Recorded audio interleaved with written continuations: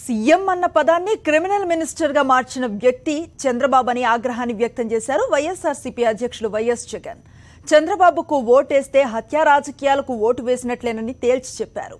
చిత్తూరు జిల్లా పలమనేరు ఎన్నికల ప్రచార సభలో పాల్గొన్న వైఎస్ జగన్ స్వార్థం కోసం చంద్రబాబు ఎంతటి నీచానికైనా దిగజారుతారని ఆరోపించారు.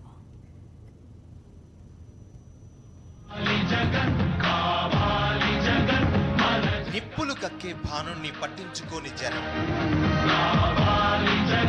జననేత రాకతో కిక్కిరిసిన పలమనేరు వీధులు. చంద్రబాబు 5 ఏళ్ల పాలన మొత్తం అవినీతిమయమని ఆరోపించారు వైఎస్ జగన్. తన అధికారానికి అడ్డొచ్చిన వారిని ఎవరిని చంద్రబాబు వదిలిపెట్టరన్నారు.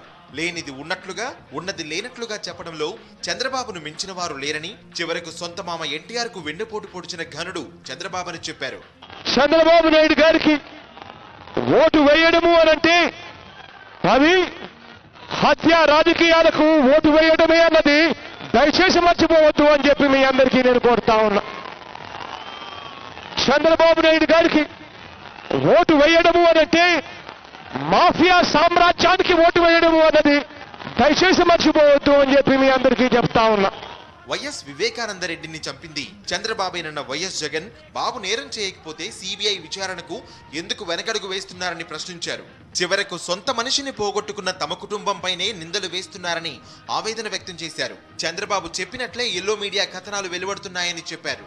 ఇదే సీఎం గత 20 రోజులుగా జరుగుతా ఉన్న పరిణామాలను ఒక్కసారి చూడమని అడుగుతా ఉన్నా. వైఎస్ వివేకానందరెడ్డి గారు మీ అందరికీ కూడా బహుశా బాగా పరిచయం ఉన్న వ్యక్తి. మా చిన్నాన్న వివేకానందరెడ్డి గారు మా చిన్నాన్నను మేము పోగొట్టుకున్నాం. మా చిన్నాన్నను చంపించిన వారు ఎవరు అంటే అది చంద్రబాబు నాయుడు గారు. మా చిన్నాన్నను చంపించింది వీరే.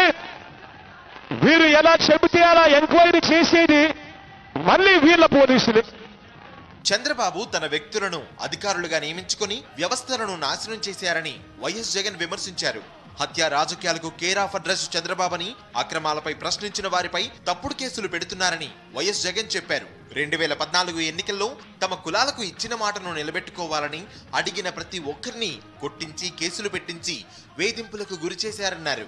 2014 ఎన్నికల్లో మాకిచ్చిన మాటను నిలబెట్టుకోండి అని అడిగిన కాపులకు, అడిగిన నాయీ బ్రాహ్మణులకు, అడిగిన మత్స్యకారులను, అడిగిన ముస్లింలను, అడిగిన అంగన్వాడీలను, అడిగిన కాంట్రాక్ట్ కార్మికులను, అడిగిన అగ్రిగోల్డ్ బాధితులను ప్రతి ఒక్కరిని కూడా కొట్టించి కేసులు పెట్టించి నిర్బంధించి వేధింపులకు దిగిన వ్యక్తి ఈ పెద్ద మంత్రి చంద్రబాబు నాయుడు గారు కాదా అని అడుగుతా ఉన్నా. ధర్మానికి అధర్మానికి, విశ్వసనీయతకు వంచనకు మధ్య జరుగుతున్న ఈ ఎన్నికల్లో ప్రజలు ఆలోచించి నిర్ణయం తీసుకోవాలని వైఎస్ఆర్సీపీ అధ్యక్షుడు విజ్ఞప్తి చేశారు. ఫ్యాన్ గుర్తుకు ఓటేసి రాజన్న రాజ్యాన్ని మళ్లీ తెచ్చుకుందామని పిలుపునిచ్చారు. తాను ప్రవేశపెట్టిన నవరత్నాలతో అన్ని వర్గాలకు మంచి జరుగుతుందని భరోసా ఇచ్చారు.